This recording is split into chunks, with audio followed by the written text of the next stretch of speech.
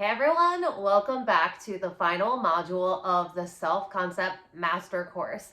This has turned into an entire program because, like I've mentioned before, I had way too much to say because I wanted to help you walk step by step through this. So by now, you should have gone through all three modules, and now you're probably at that point where you're like, how do I get into the feeling state? How do I act as if the person who has the manifestation already? How do I embody the feelings of something that I technically don't have or possibly I've never had? And this is the thing that I see a lot of people getting tripped up on in manifestation. And granted, I would say it's because a lot of people are teaching way too many complicated methods of manifestation. But ultimately, what everyone is forgetting, because we're setting our goals and our sights on these material manifestations, that we aren't focusing on us. And the most important thing in reality creation is us, because your reality is responding to you. So who you're being, how you're showing up as, how you are feeling, how you're thinking, how you're speaking, all plays a very, very important role. And what I see a lot of people forgetting is that manifestation is first and foremost an internal game.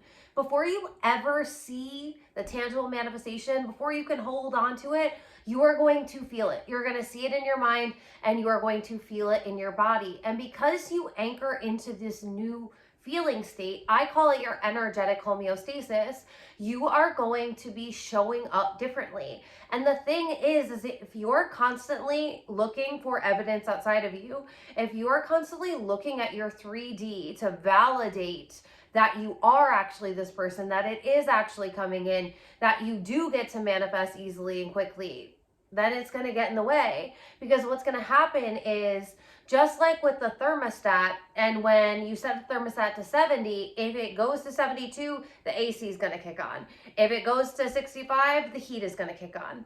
Your energetic homeostasis, that's where your ego feels comfortable. So if you expand energetically too high, and then you look for evidence outside of you, that's when that thermostat's going to kick on and it's going to knock you back down, and you're going to start feeling low vibrational because you're going to start worrying, doubting, fearing, because you're looking for evidence that you actually get to feel the way that you do, instead of working on feeling the way that you want to feel and anchoring into these new emotions, so that you are energetically aligning with this new version of yourself. So you really do, like, I know you guys hear me say this all the time, but you really do have to put your blinders on, because everything you are seeing outside of you is an illusion. It's all being created by your thoughts and your feelings. So what we really need to tap into is, how would you feel if you were already living in your dream life already, if you already had the manifestation? How does you 2.0 feel? And that's what we're really going to be going into today, is the feeling state. Even though I know I've talked about it, because it really is a feedback loop, thoughts and feelings. And your feelings are basically the indicator from yourself saying whether you're on track or whether you're off track. Now, in human design, I always say use your signature and your not self theme to know whether you're on track or off track. So if you are in the academy, go to signature, because that's going to give you your unique energetic codes for you to really know whether you're on track or off track. But the thing is you can feel it. You know if you're feeling good, you know if you're feeling bad. And it's not about judging yourself, but it's noticing before you end up in a depression for like a week. It's noticing before you start feeling into these low vibrational feelings for way too long, because then what happens? The victim stories start playing. The what if worst case scenario starts playing out. And the idea here is, in order for us to sustainably shift our energetic homeostasis, we can't go from this like low density feeling state, which a lot of us are at, and then try to feel the best case scenario and live there all day long. It's not sustainable, because your energetic homeostasis is going to do everything possible to kick you back down to your normal state. So when we shift our feeling state gradually and we start really easing our way into these better feeling emotions, and you're always just choosing, well, what would feel a little better than this? It's not about going from sheer depression to feeling fucking awesome, because one, you might not be able to do that. And two, even if you do, the amount of energy that you are going to take to feel fucking awesome from being down here and feeling terribly, that isn't sustainable, because it's indicating to your nervous system, it's indicating to your mind that something's wrong. And it's like beep, beep, beep, beep, beep. And then all of the alarms start going off, and then everything starts working together to get you back down to normal. But when you normalize feeling a little bit better and a little bit better and a little bit better, then you're constantly working on always just feeling a little bit better. And when the work is always feeling a little bit better, then it's always like, wait a minute, but what would feel better than this? What could I tap into that would have a better feeling than this? What thought would generate a better feeling? How could I feel just a little better? And when you're always just focusing on feeling a little better, then it's like if your energetic homeostasis is down here and then you start feeling a little bit better, you start gradually creating a new energetic homeostasis. So instead of being down here, it's up here. And then you keep doing that and you keep getting higher and higher. And as we know with the frequency of emotions, the higher vibrational feelings like love, enlightenment, and gratitude, they're all up here. But it's not about going from down here to up here, because then we're always law of polarity is gonna kick in, energetic homeostasis is gonna kick in, and we're gonna keep ending up down here. So what I want you to start focusing on is, how can I just feel a little bit better? And then ideally what's gonna happen is you're gonna understand the feelings that you 2.0 feels, and you're going to be able to sustain that and live there. And then it's going to generate a whole new different desired reality, because reality is always responding to you. And where it gets rocky and where it feels really turbulent in manifestation, if you're going from here to here and then back down here and then up here and then here and then here and then here. And that's where I see a lot of people that are teaching manifestation and trying to practice manifestation, they're going through the extremes. And Aristotle, who is a famous philosopher, and if y'all know my background, you know that I wanted to be a philosophy professor. Like, that was what I wanted to do, but I didn't think I could make money doing it. And I also wanted to be rich. So I love philosophy. My first tattoo was a Socrates quote. It's "The unexamined life is not worth living," and it's around my stomach in Greek. I'm just going to tell you that because I know that I'll get questions about it, because I don't show my stomach very often. Not on social media anyway. So Aristotle always said it's the means between the extremes, because when we're constantly going from extreme to extreme, we're exhausted. We don't have the energy left in us to keep trying to feel better. And that's where a lot of people end up giving up, because they're spending so much time and energy and effort to try to get up to here when they naturally feel down here, that they aren't actually allowing themselves to live and to breathe and to truly anchor in these new feelings. And if the way that you're feeling is indicating the reality that you're manifesting, then your feelings are so important. And even Abraham Hicks talks so much about your feelings. And what's so interesting is Abraham Hicks, that entity, really teaches on law of attraction, but they also talk so much about your feeling state. And that is where a lot of what I call the archaic law of attraction teachings don't really go into, because they're just like, focus your mind. But what you have to remember is your subconscious mind lives in your body. And if you aren't taking care of your body, if you aren't regulating your nervous system, that's when you're going to have this disconnect. Because yeah, you might be feeling these, or you might be thinking these thoughts and then feeling a little better, but then you're going to feel worse, and then it's going to tank all of your thoughts, because your physiology creates your state. And it's actually so much easier for you to think more positively when you're in a better energetic state. That's why Tony Robbins, if you've ever been to one of his events, it is fucking exhausting. It's like going to a goddamn marathon, because he's constantly having you to shift states. And it's like, that's where a lot of people give up in the exhaustion phase, because they're constantly trying to go from here to here to here to here, and then their thoughts are following how they're feeling. So it's like, oh, and then it just becomes like this big roller coaster, and a lot of people just give up. They're like, it's not working for me. But you have to remember is manifestation is always working. It's not that you can turn it on or turn it off, or it works for some people and it doesn't work for others. It's always working. It's always in effect. So what you have to realize is you are the one steering the ship. You're the one that's in control, unless you're not in control of yourself. And that's what is kind of harsh to hear, but that's why personal development is so important when it comes to manifestation and even mindset work, because you have to be able to master you, or your mind is going to master you, or your feelings are going to master you. And it's like, that's why emotional intelligence is so important. That's why mindset is so important. And that can be under the umbrella of personal development. So while this has been a program that's been deeply on like you and changing you and showing up, I want you to understand how this is all intricately woven together. Now, when we talk about you 2.0, what I want you to do is I want you to create a list, you 2.0, and I want you to write down all of the feelings that you desire to feel in your dream desired reality.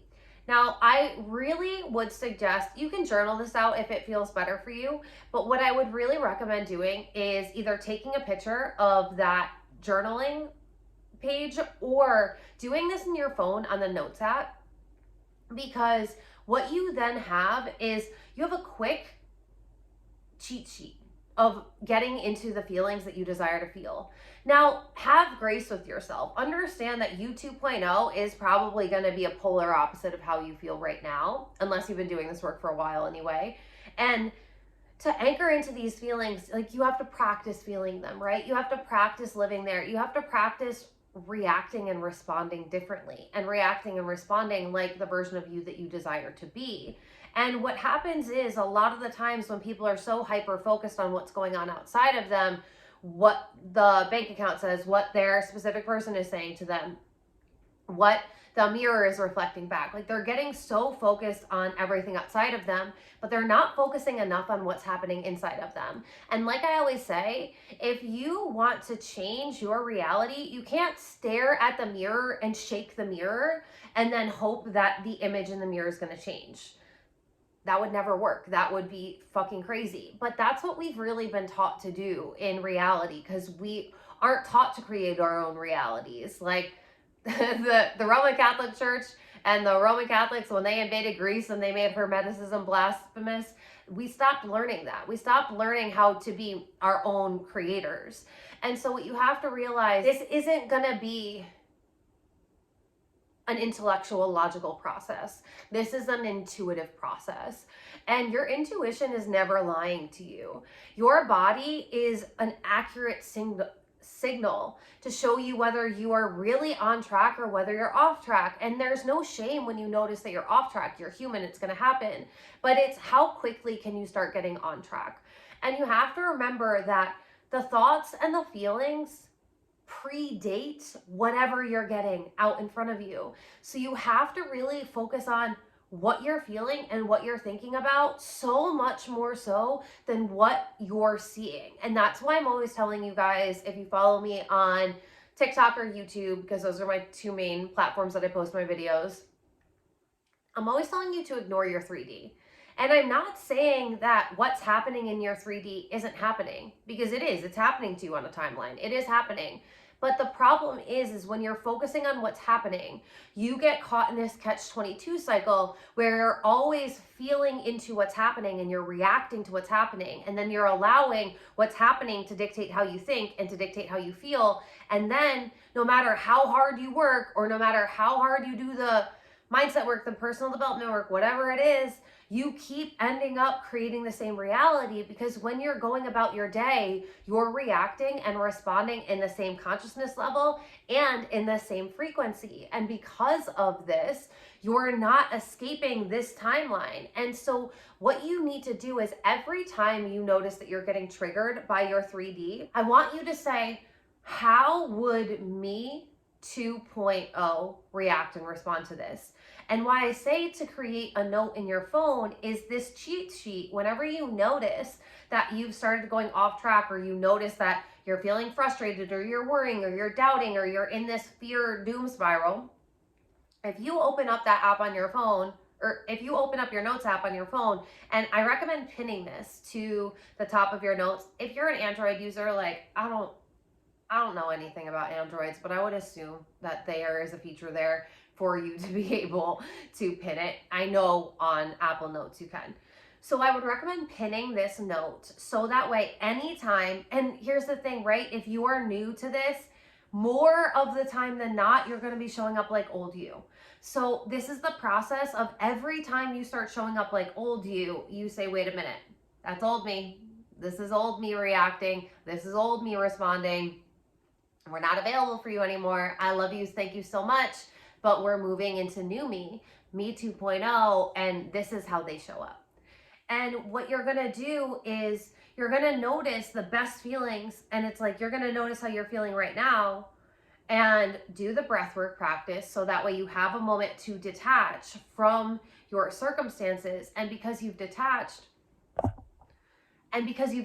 from your circumstances, you now have the ability to decide, how do I want to feel right now? Remember, the physiology of a feeling only lasts 90 seconds.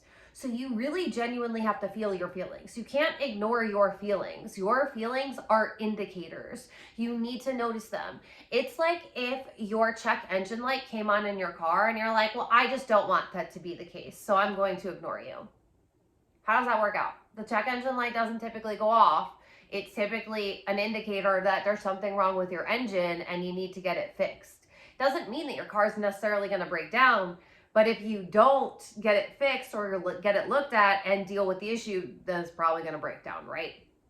So you have to understand that your feelings are like that. Your feelings are just indicators. So if you notice that fear is coming up, if you notice that you're in a lack vibration, if you notice that you're getting angry, frustrated, whatever it may be, then genuinely feel the feeling and say, okay, but why was I feeling that way?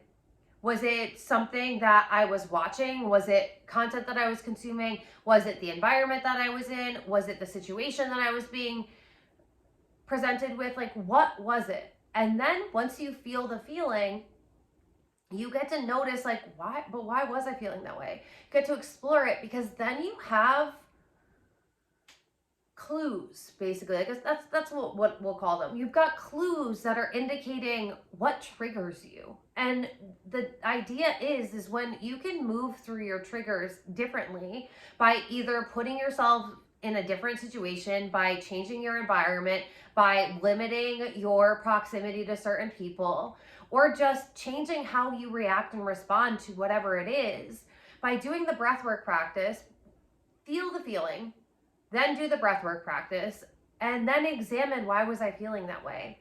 And then notice what clues and what evidence you can pull from that, so that way you now know how to deal with yourself better. How can you set yourself up for success so that way you're not watching something that makes you really angry, or maybe you're hanging out with people that are draining your energy, or whatever it is. You've got to start being consciously aware and taking an energetic inventory throughout your day. If you're unaware of what's draining you, if you're unaware of how you're feeling, then how are you actually going to master your emotions? And this is where, Gaia, stop it. And this is where a lot of people struggle with emotional intelligence, is they have low or no emotional intelligence. So they're constantly reacting and responding to what's happening outside of them. And if you continuously are reacting and responding, then you're never in creating energy. You're not in leading energy. You need to be the one that is setting the standard for your life. And I'm not saying that you aren't human, that there will be times when you're more emotional. There will be times when certain things do trigger you, when you'll have days where you're feeling the humanness a little more, and that's amazing and that's great, and that's literally the beauty of being a human. So it's not about ignoring or suppressing the emotions or repressing the emotions. It's about genuinely being in the present moment, so that way you can notice what you're feeling, and instead of ignoring a feeling or pretending it's not there or popping off all day long because you're in reaction mode, it's about honoring your emotions. And then when you notice that you're feeling emotional, you process it, and then you come back to, okay, how do I want to feel though? Do I want this person, this experience, this thing to really control me for the whole rest of the day? Or do I want to decide how I'm going to feel no matter what? I get to do that. Like, you get to do that. That is your power. And this is the thing, you guys. This is an emotional journey. half of the battle is internal, if not like 99% of it. It's your mental and it's your emotional state that is literally creating what you desire to have or creating the same shit on repeat. And the thing is when this is happening, it's because we're living unconsciously. It's because we're not in the present moment. We are letting our old self, we are letting our subconscious mind control us. And remember, your subconscious mind isn't just in your mind, it's in your body. So the feelings that you normally feel, it's going to keep going back to that. The thoughts that you normally think, it's going to keep going back to that. Because that's technically how you conserve on energy. But just because that's the way you've always done something, just because it's comfortable, doesn't mean that it's healthy, doesn't mean that it's getting you to where you want to go. So you have to genuinely get okay with being uncomfortable to get comfortable. Because the thing is if you're always just keeping yourself in this comfort zone where you're like, well, I'm sad most of the time, or I'm depressed most of the time, or I just feel low energy most of the time. Okay, but is that how you want to feel? Because do you want to go throughout your entire life feeling that way? Or would you rather do the work now to shift moment by moment into feeling better so that way you can genuinely feel better through the rest of your life? Because once you create and normalize this new standard for yourself, this new energetic frequency, this is where you're going to play at. This is your new energetic homeostasis. And this is how you're going to master your emotions. Because yeah, somebody could cut you off in traffic and they probably honestly will. But is that going to be something that you give your energy, time, or attention to? No, why would you? Like, why would you? If somebody says something rude or if they give you a dirty look or something like that, is that something that you're actually going to let affect you? If somebody in your family that has always been a certain way acts the way that they always have, are you still going to be reactive to them? Or are you just going to understand like that's the way they are because they're not doing personal development work? So that's how they're going to continuously show up. So it's up to me to change how I react, how I respond, how much time I spend engaging with this person. You guys all know, if you're not new to my world, that my mother is one of those people that doesn't do the work, and then it's constantly getting into this like vicious cycle. But that's not how I want to live my life. So I just create separation, I create distance, and now I know how she is. So it's like, I'm not going to let her make me feel some sort of way that makes me reactive and responsive. I have the power to control myself because she's going to show up pretty much the same way. So I can't be surprised when she shows up that way. You know what I mean? And family are going to be the most triggering because they're going to keep taking you back into your old self. And if you have old friends that you've been friends with for like 10, 20 years, you have to realize that there are people that aren't doing personal development work. That's not their assignment during this lifetime. And it's not up to us to change them, right? Like, we can lead a horse to water. We can model what it's like to be a healthier, happier, and wealthier human. But that doesn't mean that everybody's going to rise up to meet us. And that's okay. You just have to understand and give yourself some space and some grace, especially if you know that you're about to go spend time with somebody and you kind of know that it's probably going to be dramatic or it's going to be negative. If you're going to go to a family dinner, for instance, and say that your family is very, very negative and they're always complaining and they're always bitching and they're always complaining about money and rich people and this and that, and it's like we're never talking about the blessings, we're never talking about anything good, and this is something that you do every Sunday, for example. So every Sunday, are you going to let every Sunday just be like, because it's an energetic drain on you, or are you going to learn to show up differently? Are you going to have like the best day ever before you go there? Are you going to put on like a super vibey playlist? Are you going to really like put on an energetic bubble out around yourself, like a protection bubble, so that way you're not being as affected? Are you going to go there in like a really calm, serene state, so that way when those conversations are happening, you're just not engaging with them anymore and you're showing up differently, so you're distancing yourself even when you're in the space? You can do this when you're at a work environment that's negative. You can do this if you're in a friend circle that's more negative. And yes, ideally, you don't really want to be surrounding yourself with those type of environments. And arguably 90% of the world is still there. So it's like you have to understand how to be able to have emotional intelligence, especially when you go into situations that you know are somewhat triggering.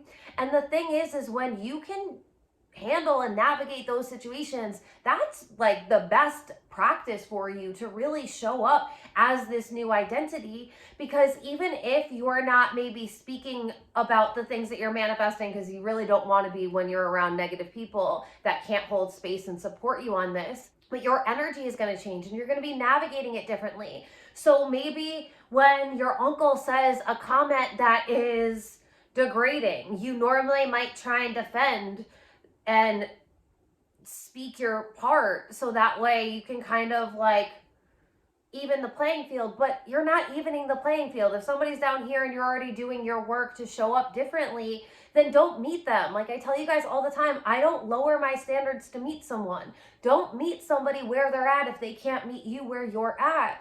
And when you start doing this, like use every opportunity. If you're in a place where, say you're in a job that you don't want to be in anymore, or say that you have a roommate situation that you've outgrown, or you have a friend circle that you're not really resonating with anymore, whatever it is, use the time while you are still there, but you're calling in and manifesting the new job, or you're manifesting the new community, or you're manifesting the new home, whatever it is. Use that time to really anchor in, like, how can I use this as practice? I see everything and everyone as a teacher. And like I always tell you guys, you're always winning.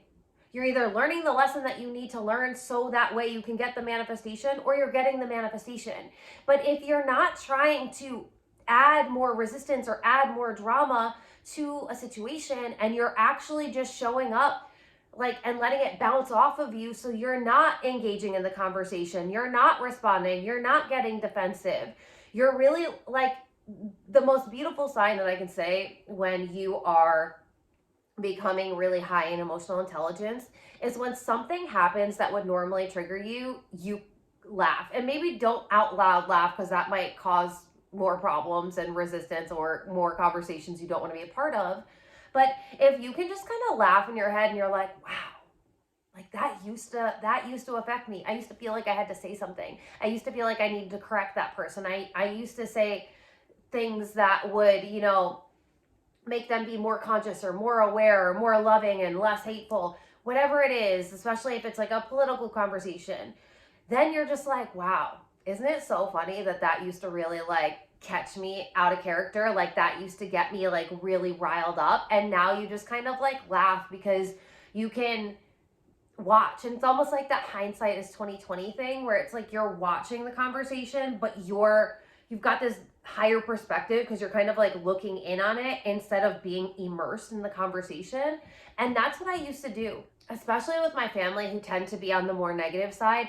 Now I'm just, instead of the person that's always talking, because everyone in my family is always talking to the point where we're like yelling. It's always so loud when there's family events, because I come from a big Irish family and everyone's like talking at the same time.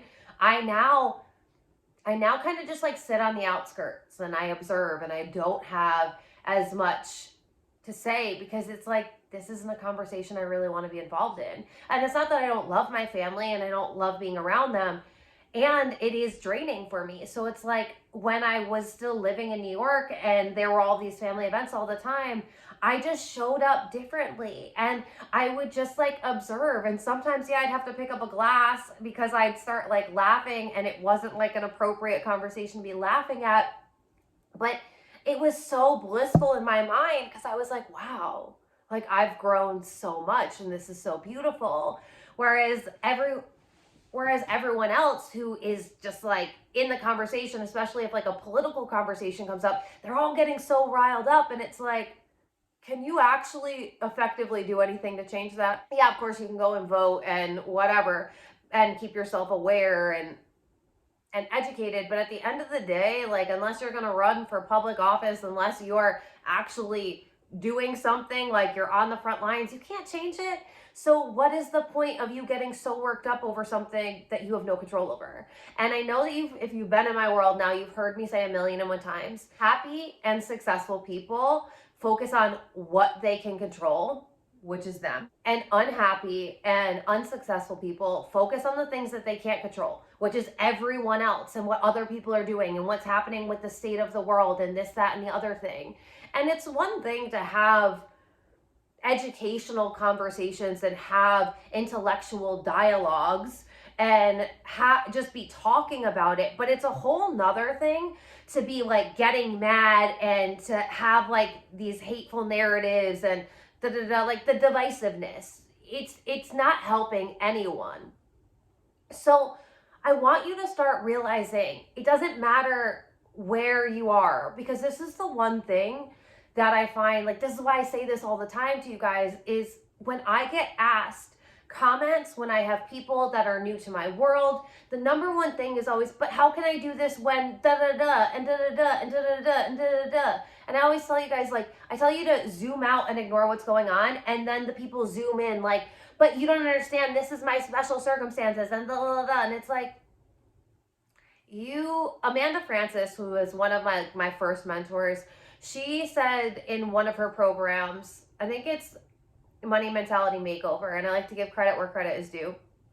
And she said, you're not so special that the universal laws won't work for you. That wasn't exactly what she said, but that's basically what she was saying. She did say you're not so special, because she had a client who was like, but da da da, and it's like, stop zooming in on the shit that you don't like and zoom out. You can't control how your mother, brother, aunt, sister, like, you can't control those people, but you can control you.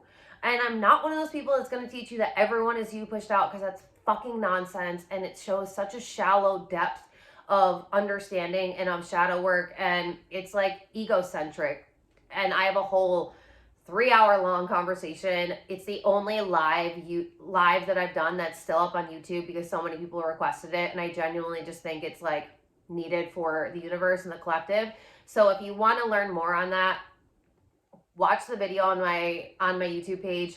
It's the YouTube, or the thumbnail says everyone is you pushed out, breaking down everyone is you pushed out, and the title of the video is why everyone isn't you pushed out. So if you want to go deeper into that, because I know that there's a lot of like cult like manifestation teachers that are just like making you believe that and brainwashing you.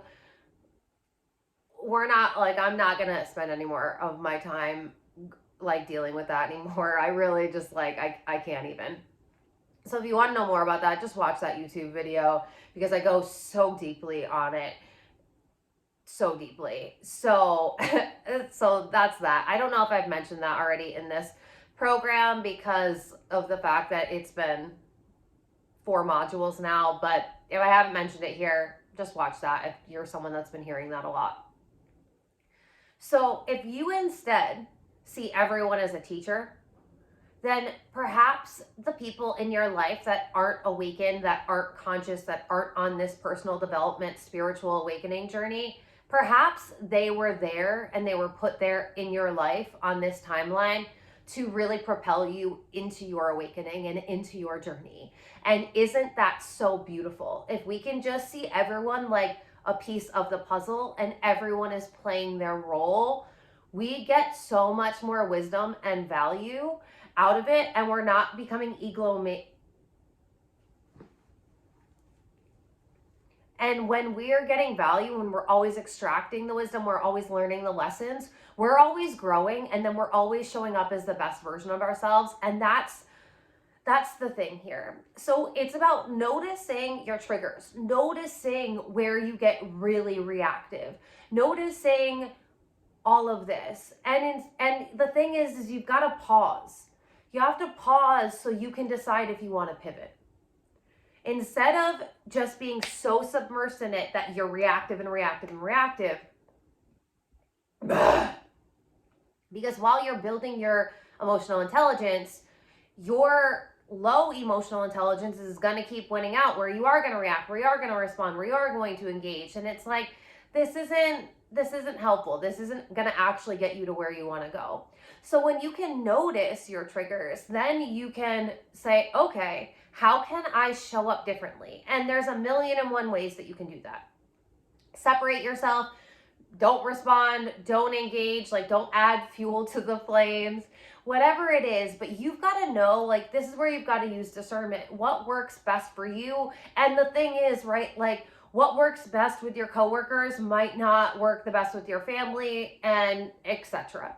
So this is why you really have to learn to know yourself, so that way in all moments you can just show up as the best version of yourself and always be focusing on, how can I feel better? How can I feel better? How can I choose a thought that would help me to feel better? How can I choose a conversation that would help me feel better? How can I choose self-talk that would help me feel better? Because remember, the physiological state and the mental state are interconnected. And when we can change one, the other one will change.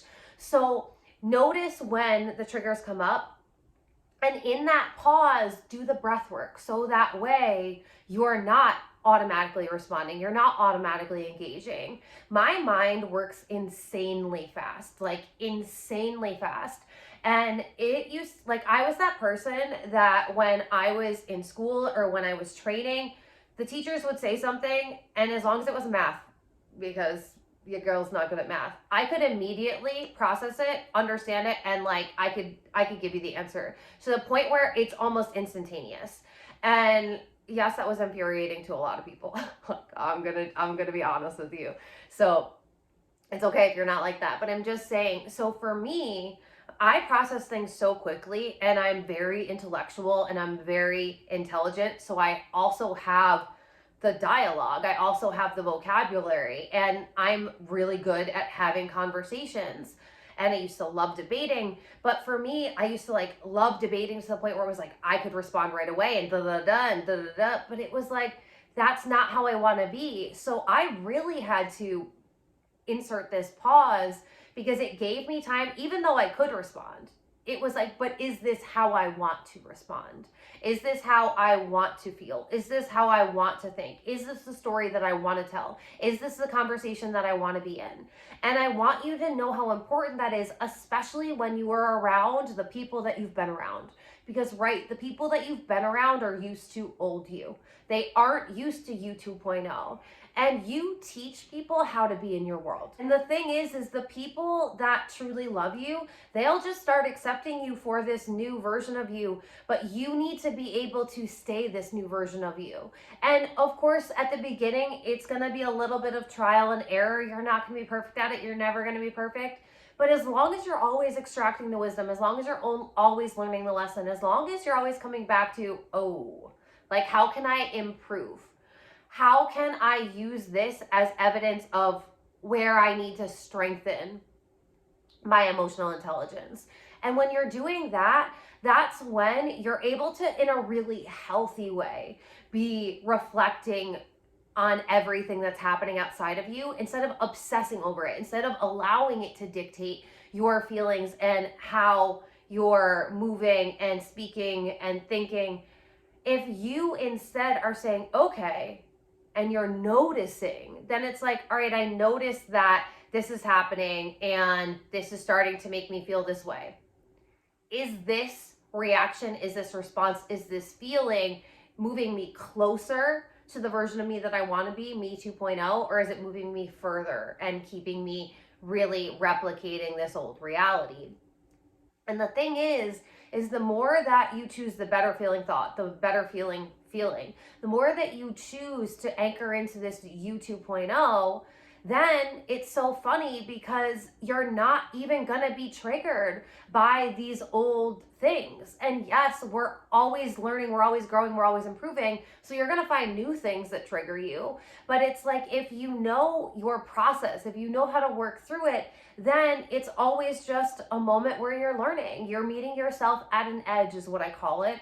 And then you know how to work through that edge. So it's never like you're activating this response in you, because you're always coming back to your parasympathetic nervous system. And that's the state that we want to be in. And that's why breath work helps so much, because it's allowing you to really pause and not be stuck in this state. And that's why the best self meditation is so powerful and so important, because instead of you opening your eyes and just automatically ruminating on those thoughts that you would normally think, the worry, the doubt, the fear, the to-do list, the have to do this, the ha ha ha ha, you're saying, okay, I'm awake. What a blessing it is to be alive. Like, I'm so grateful. I'm so excited. And now I'm intentionally going to set how I want today to go. I'm going to get into the feeling state, into the mindset that I want to be in, and I'm going to carry this throughout my day. And then when I notice that something happens that triggers me, that activates the stress response, that activates fight, flight, fawn, or freeze, I'm going to say, okay, I know how to deal with this. I know how to deal with this. I know how to deal with this. I'm just going to breathe. I'm going to breathe through it until I feel a little better. And then I'm going to decide, how do I want to feel? How do I want to feel right now? How do I want to feel for the rest of my day? How do I want to feel? How do I want to think? And when you're constantly choosing how you want to feel, that's why I always tell you guys, it's just like with thoughts and with feelings. You get to choose, just like the sweatshirt you're wearing. You get to choose, and you might put on a sweatshirt and then in the morning and then halfway out through the day, it might get really hot. Like we're in that season right now. And you might realize like this sweatshirt isn't feeling so good anymore. I'm kind of like getting a little agitated because I'm getting a little hot. Okay, then you take the sweatshirt off and you got like a tank top on underneath or whatever. You change your clothing. You can change your feelings. You can change your thoughts as easily as you change your clothing. But you have to be processing the emotions. You've got to be feeling them. And then once you've noticed, process, decide. Like that's really the steps you're going to be going through here. And like I said before, but I feel like I just want to repeat, because so many people they start beating up on themselves because they're doing the work and then something made them feel a certain way, something caused them to react, they got triggered, and then they acted out of character or whatever it was, or they've noticed that they've been feeling low for a while. It's not about beating yourself up. It's about loving yourself and being like, I'm doing incredible work and I'm human. So of course, sometimes I'm going to slip up. Like even the best of us slip up sometimes, but it's like, how quickly do you notice and how quickly do you shift? Because if you're always just shifting back into your best self, if you're always just feeling a little better, then you don't have to beat yourself up over it. It's like, give yourself grace, notice you're human, and then do what you can to clean it up, to clean up your side of the street. And if you're always cleaning up your side of the street, you're modeling to other people what it is like to have a healthy relationship with yourself and with the universe. So everyone is winning. And the people around you are going to feel this work. Like we are energetic beings. And that's why in the quantum realm, everything is responding to your energetic state. So when you can start molding the identity that you want to be in, molding the mindset that you want to have, molding the feeling state that you want to be in, and understanding that you're a work in progress. So you're always just gonna be molding. And maybe at first it's a lot of like building this actual sculpture and the statue and the new identity, and then it's refining it and and just fixing it a little bit once you get good at it. But it's like understanding that it's a process. So many people are trying to rush to this destination, and life is all about the journey. It's who you're being in the moment by moment. It's not about trying to rush to like the finish line and be your wealthiest self. Like, how can you tap into abundance right now? You might not have the mansion, you might not have the G-Wagon, you might not have the 100K in the bank account. Okay, but how can you show up as your wealthiest, most generous self right now? How can you show up as your most loving self right now? Even if you're single as fuck, how can you show up as the version that you want to be? How can you start embodying the role model and feeling the feelings that you desire to feel, processing them when they aren't the desired feeling, and then choosing how you want to feel and constantly doing this work to shift into it? Because when you can just regulate yourself and not be in this dysregulated state when triggers are coming up, then you're training your body to no longer have those emotional reactions. You're training your body to vibrate at a higher frequency. This is what I call recoding your cellular DNA. You are training yourselves how to expand instead of being contracted all the time and being reactive and being responsive. You're deciding and you're leading and saying, you know what, I might have had a bad morning because this, and this, but you know what, I'm not going to focus on that, and that. And I'm going to say, I'm so proud of myself for noticing, and now I'm going to shift back. And it's always about just shifting and shifting and shifting. And the thing is focus on your feeling. If you're feeling better, then it's working. You need to stop relying on physical evidence that things are working. And you need to say, but am I feeling better? Am I thinking better thoughts? Am I having more empowering self-talk about myself? Am I really feeling differently, even though my circumstances might not have changed? Because that's how you're going to anchor into this new identity, when you can feel differently when everything hasn't changed. And this is what a lot of people will never land in, because they'll never master manifestation, because they'll never master themselves. They won't master feeling differently when their reality is the same. And this is what I talk about a lot, about can you handle the duality of you being the new version of yourself when your reality is still the same. And when you can do this, you become fucking invincible, because it's no longer about the things outside of you, which you technically can't control. You can create new things outside of you by creating a new energetic state in you. So anytime you notice that you're triggered, you are going to do the breathwork practice. Anytime that you notice that you're getting dysregulated, you're going to process the feeling, and then you're going to decide how you want to feel. Now, you can also do EFT tapping if that is something that feels good to you. You can also do, like, I have an ice roller that I use every single day. That's a great way to regulate your nervous system. You can do cold plunges. There's so many different ways that you can do nervous system regulation, and there's so many different techniques.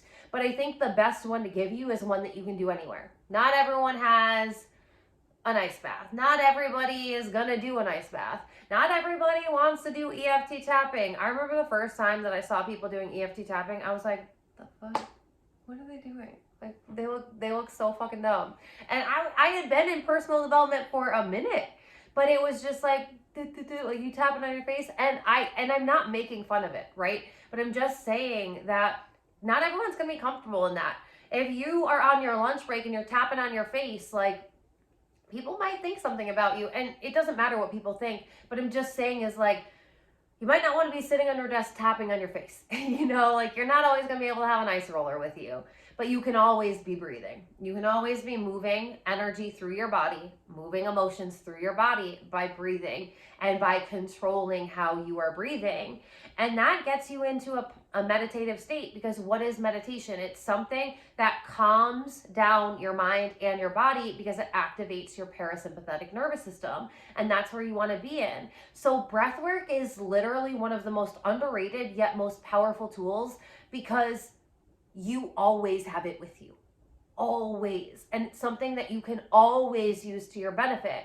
A lot of the times, though, we're practicing contracting our breath and we're not breathing because we're getting so stressed out. But the thing is you can reverse that, and you can do it in the opposite, and you can use it as a tool to regulate yourself and to feel better.